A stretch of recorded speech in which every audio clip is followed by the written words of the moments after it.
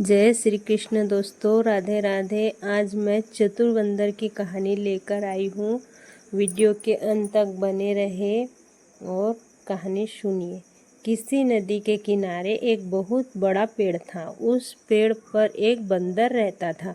उस पेड़ पर बड़े मीठे फल लगते थे। बंदर उन्हें भर पेट खाता और मौज उड़ाता। वे अकेले ही मज़े में दिन गुजार ले रहा था। एक दिन मगर नदी में से उस पेड़ के नीचे आया। बंदर के पूछने पर उसने बताया कि वो वहाँ खाने की तलाश में आया है। इस पर बंदर ने पेड़ से बहुत से मीठे फल तोड़कर मगर को खाने के लिए दिए। इस तरह बंदर और मगर की दोस्ती हो गई। अब मगर हर रोज़ वहाँ आता और दोनों मिलकर खूब फल खाते। बंदर भी एक दोस्त पर खूब खुश था। एक दिन बात में मगर ने बंदर को बताया कि उसकी एक पत्नी है जो नदी के उस पार उनके घर में रहती है। तब बंदर ने हमसे बहुत से मीठे फल मगर को उसकी पत्नी के लिए ले जाने के लिए दिए। इस तरह मगर रोज़ जी भर कर फल खाता और अपनी पत्नी के लिए भी लेकर जाता। मगर की पत्नी को फल खाना अच्छा लगता है, पर पति का देर से घर लौटना पसंद नहीं था। एक दिन मगर की पत्नी ने मगर से कहा कि अगर बंदर रोज़ रोज़ इतने मीठे फल खाता है तो उसका कलीजा कितना मीठा होगा। मैं उसका कलीजा खाऊंगी। मगर ने उसे बहुत समझाया पर वे ना मानी।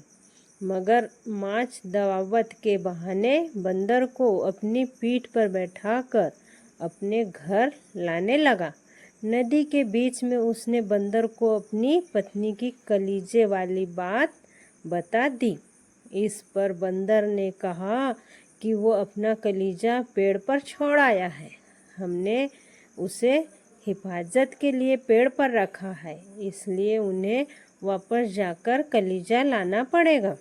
मगर ने बंदर को वापस पेड़ के पास ले गया।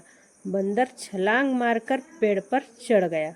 उसने हंसकर कहा, जाओ मूर्ख राजा, जाओ घर जाओ और अपनी पत्नी से कहो कि तुम दुनिया के सबसे बड़े मूर्ख हो।